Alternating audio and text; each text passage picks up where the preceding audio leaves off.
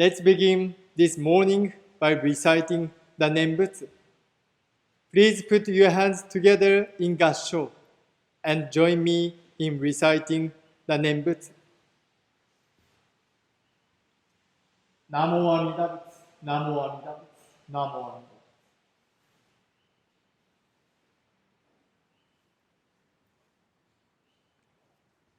Good morning, everyone.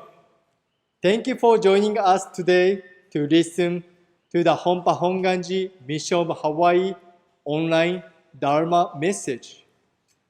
I'm Daido Baba, Minister of the Honpa Hongwanji Hilo Betsuin on the Big Island.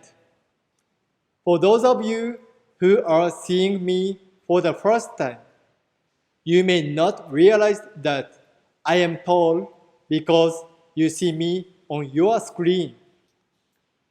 Often, when we first meet, people ask about my height. This may be because they have the image of Japanese being short in stature. Today, however, you will find that many young Japanese are tall. I have 3 older brothers who are all Buddhist ministers, and they are as tall as I am. Today, I'd like to share my experience related to my height. In 2013, I attended a 3-month training session in Berkeley, California, to become an overseas minister. In those 3 months, I visited more than 10 different temples. I attended many Sunday services at those temples.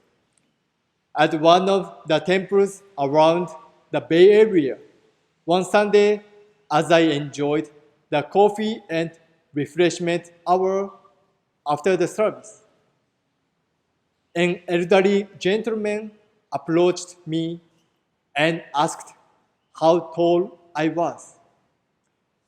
I answered as always, I'm 182 centimeters tall. He did not seem to understand. I thought he might be having trouble hearing. So I answered again in a louder voice. I'm 182 centimeters. Can you hear me? He was still not able to understand.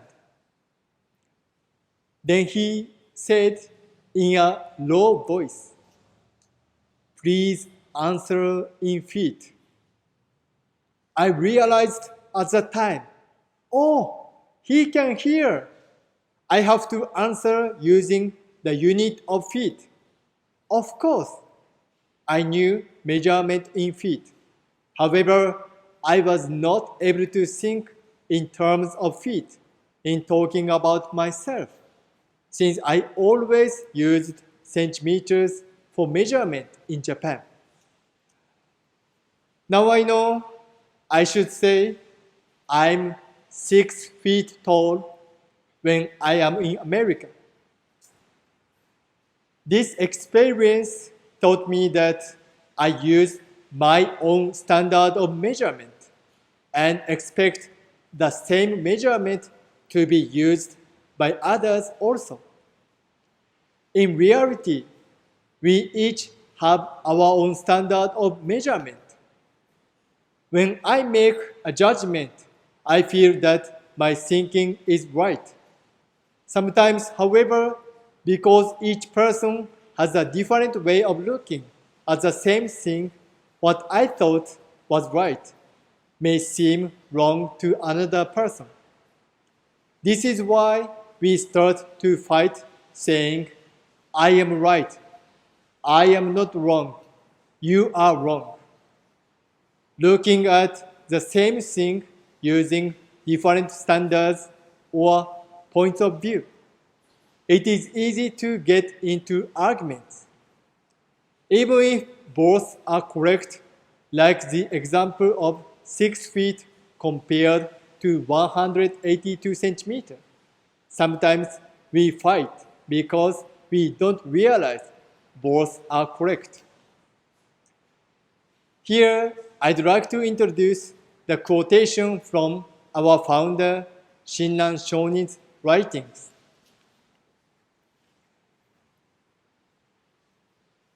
Bodhi-Ruchi, master of the Tripitaka, gave Tanran the Pure Land teachings, and Tanran, burning his scriptures on immortality, took refuge in the land of bliss.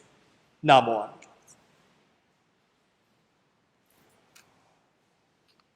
This is from the Shoshinge, which is the principal chant used in the Hongwanji tradition.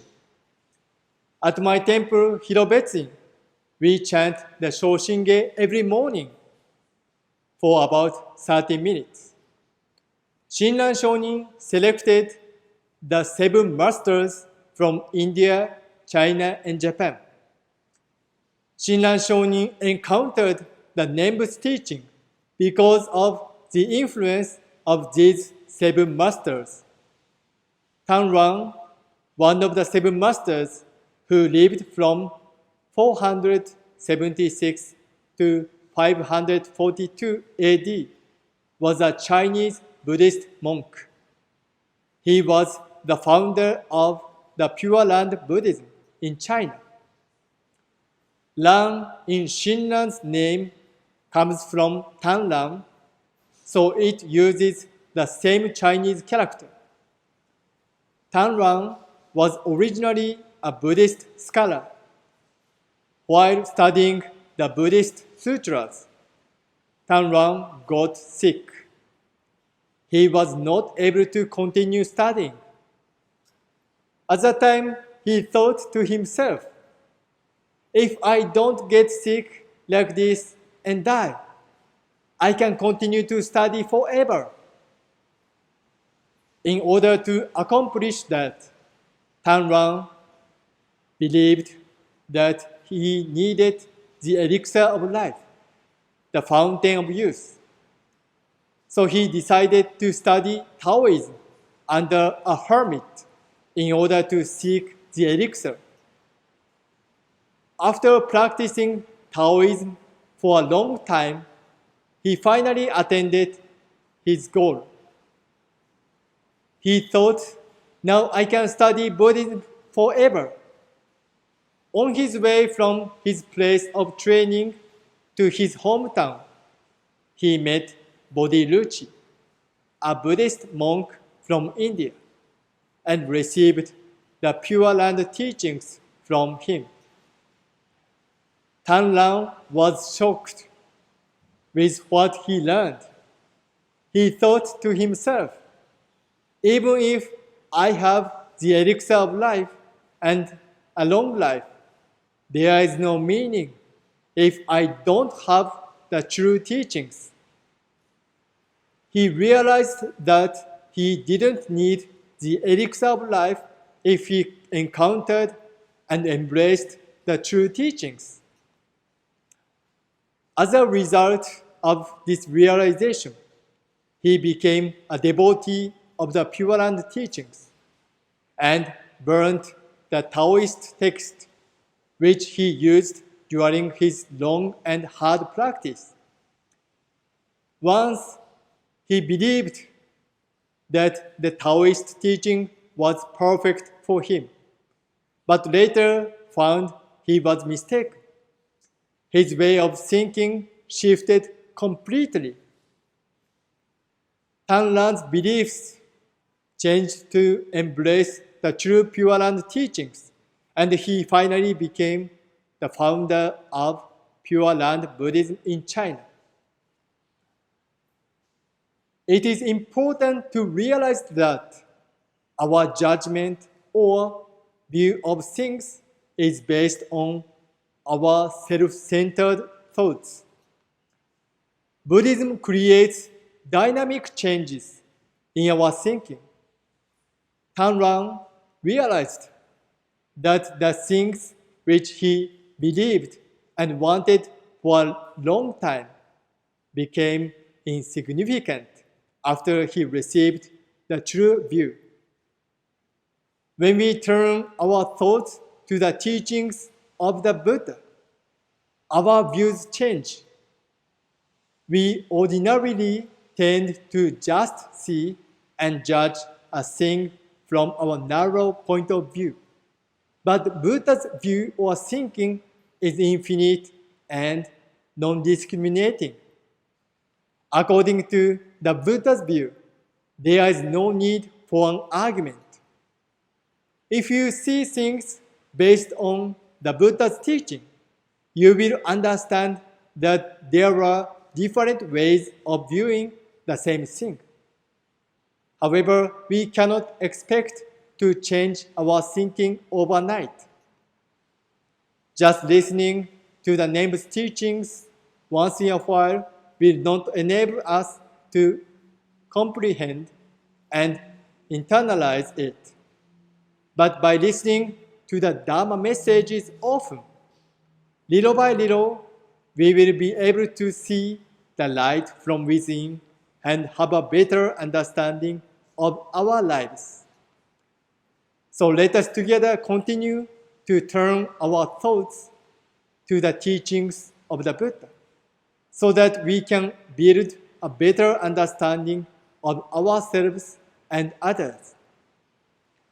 In conclusion, I'd like to share Gomonshu Kojun Otani's message from his book, Moving Forward Just as You Are. He writes, thinking that we are always right is not the Buddhist way of viewing things. Before we act, we should recognize that we are not ever fully aware of our imperfections. Namo Amida, Namo Amida, Namo Amida.